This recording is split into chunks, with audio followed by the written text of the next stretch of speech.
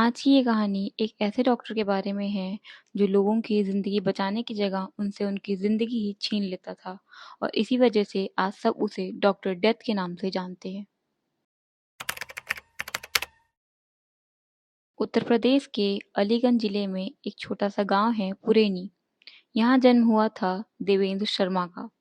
उनका परिवार बहुत गरीब था, लेकिन उन्होंने बहुत ही मेहनत से पढ़ाई की और साल 1984 में आयुर्वेदिक डॉक्टर की डिग्री ली। उन्होंने गाँव में एक छोटी-सी क्लिनिक भी खोली थी। सब उनकी दवा पे बहुत भरोसा किया करते थे, उन्हें बहुत सम्मान दिया करते थे। यहाँ तक तो सब सही चल रहा था, लेकिन जल्द ही सब बदलने वाला था। साल 1994 में देवेंद्र शर्मा ने करीब 11 लाख रुपए एक गैस एजेंसी में लगाया था, लेकिन वो एक फ्रॉड निकलता है और इसी वजह से देवेंद्र शर्मा की अब तक की सारी कमाई डूब जाती है। देवेंद्र शर्मा पूरी तरीके से टूट जाता है और अब वो कैसे भी अमीर और बस पैसा कमाने के चक्कर में लगा रहता है। इसी दौरान उसकी मुलाकात कुछ ऐसे लोगों से होती है जो उसे बताते हैं कि किडनी ट्रांसप्लांट के धंधे में बहुत पैसा है। वो भी तुरंत लालच में आ जाता है और वो भी उन लोगों के साथ ये धंधा करना स्टार्ट कर देता है और देवेंद्र शर्मा भी अब अवैध किडनी ट्रांसप्लांट के धंधे को स्टार्ट कर देता है। साल 1995 से 2004 तक देवेंद्र शर्मा ने अवैध किडनी ट्रांसप्लांट का धंधा चलाया था। वो गरीब और मजबूर लोगों को नौकरी देने के बहाने बुलाता और फिर उन्हें बेहोश करके उनकी किडनी निकाल लिया करता था।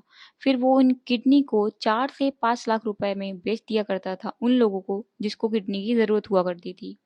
देवेंद्र शर्मा ने इस दौरान करीब 125 से भी ज़्यादा अवैध किडनी ट्रांसप्लांट का धंधा किया था और वो अब एक डॉक्टर नहीं बल्कि एक ऑर्गन का दलाल बन चुका था, एक ऑर्गन बेचने वाला दलाल बन चुका था। देवेंद्र शर्मा का लालच यहीं तक नहीं रुकता है। वो अब टैक्सी ड्राइवर्स और ट्रक ड्राइवर्स को अपना निशाना बनाना स्टार्ट कर देता है और यहीं से वो लोगों को मारना भी स्टार्ट करता है। वो और उसके ग्रुप वाले पहले टैक्सी बुक करते थे, फिर ड्राइवर को एक सुनसान जगह पर ले जाते थे। वो उस ड्राइवर के सर पर रॉड मारकर उसे बेहोश करते थे और फिर उसकी किडनी निकाल कर उसे एक मगरमच्छ से भरे नहर में फेंक दिया करते थे। और ऐसे ही उन लोगों ने करीब 50 से ज़्यादा ड्राइवर्स की जान ले ली थी। धीरे-धीरे सारे टैक्सी ड्राइवर्स में ये बात फैल जाती है और वो लोग डरने लगते हैं। इसी दौरान देवेंद्र शर्मा एक दिन फिर एक टैक्सी बुक करता है। पर इस बार टैक्सी ड्राइवर को जब वो उस नहर के रास्ते पे चलने को कहता है, तो ड्राइवर डर जाता है क्योंकि उसने पहले भी सुना था कि उस रास्ते से ही बहुत सारे टैक्सी ड्राइवर गायब हो चुके थे। वो भीड़-भाड़ वाले इलाके में ही टैक्सी रोक देता है, नहर तक नहीं जाता और कुछ सामान लेने के बहाने वो टैक्सी से निकलता है और भाग जाता है। फिर वो सीधे भागकर पुलिस स्टेशन जाता है और पुलिस वालों को सारी स्टोरी बताता है। पुलिस वालों को भी उसकी स्टोरी सही लगती है और उन्हें भी कुछ तो गड़बड़ लगता है। फिर पुलिस वाले देवेंद्र शर्मा को जाकर पकड़ते हैं और उससे पूछताछ स्टार्ट कर देते हैं।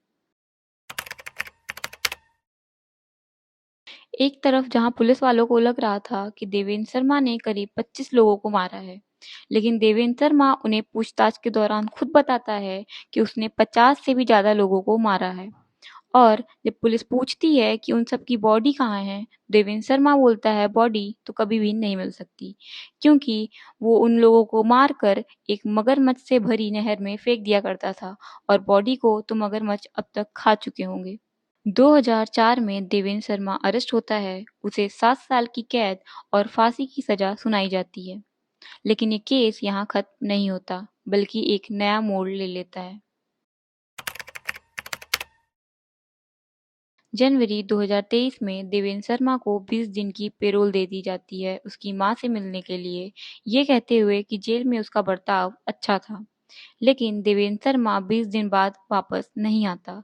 फिर पुलिस उसे ढूंढने लगती है और करीब 6 महीने बाद उसे पकड़ लेती है। लेकिन केस यहीं नहीं रुकता। देवेंद्र शर्मा को फिर से पैरोल दिया जाता है 2023 में, जबकि ये रूल है कि अगर कोई क्रिमिनल एक बार भी पैरोल के नियम तोड़ेगा, उसे ज़िंदगी में दोबारा कभी भी पैरोल नहीं दिया जाएगा। इसके बावजूद देवेंद्र शर्मा को 2023 में फिर से पैरोल पे रिहा किया जाता है और इस बार भी वो वापस नहीं आता। देवेंद्र शर्मा पिछली बार की तरह ही इस बार भी फरार हो चुका था। पुलिस उसे फिर से ढूंढ रही थी, लेकिन इस बार उसने अपना भेष ही बदल लिया था। वो राजस्थान के एक आश्रम में बाबा बनकर रहने लगा था। लोग उसे गुरुजी बुलाते थे और काफी मानते थे। लोग इस बात से अनजान थे कि वो कितना खतरनाक और एक सीरियल किलर है। मई 2025 में दिल्ली पुलिस को उनकी खबरी ये खबर देते हैं कि राजस्थान में देवेंद्र शर्मा एक आश्रम में बाबा बनकर रुका हुआ है। दिल्ली पुलिस तुरंत ही राजस्थान निकल जाती है और आश्रम में जाके वो देखती है तो देवेंद्र शर्मा उन्हें एक अलग ही अवतार में दिखता है। गेरुआ कपड़े, बड़ी-बड़ी दाढ़ी और माथे पे तिलक। पहले तो पुलिस उसे खुद भी नहीं पहचान पाती, लेकिन पुलिस उसे वहां से पूछताछ के बहाने लेकर जाती है। जब पुलिस वाले उससे पूछताछ करते हैं, पहले तो वो बहुत चालाकी से ऐसे बात करता है जैसे मानो सच में वो देवेंद्र शर्मा हो ही ना।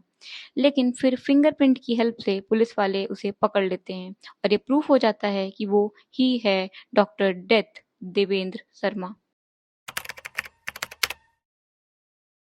आज की कहानी में हम ये देखते हैं कि भले ही कोई इंसान बहुत पढ़ा लिखा हो, तो ये पक्का नहीं हो जाता कि वो एक अच्छा इंसान ही होगा। और ज़रूरी नहीं कि साधु के वेश में हमेशा संत ही हो। इस कलयुग के ज़माने में वो एक राक्षस भी हो सकते हैं। ये कहानी हमें ये सीख देती है कि बहुत ज़्यादा लालची इंसान किसी भी हद तक गिर सकता है। यहाँ तक वो लालच में किसी का खून तक कर सकता है। वो किसी की जान लेने से भी पीछे नहीं हटता। इसलिए हमें इस टाइम पे लोगों पे कभी भी आँख बंद कर कर भरोसा नहीं करना चाहिए। बहुत ही सोच समझ कर लोगों पे भरोसा करना चाहिए। ये कहानी यहीं ख़त्म होती है। अगर आपको मेरी स्टोरी पसंद आती हो तो प्लीज़ मेरे चैनल को सब्सक्राइब करें, वीडियो को लाइक करें और बेल आइकन दबाना बिल्कुल भी ना भूलें। अब मिलेंगे नेक्स्ट वीडियो में।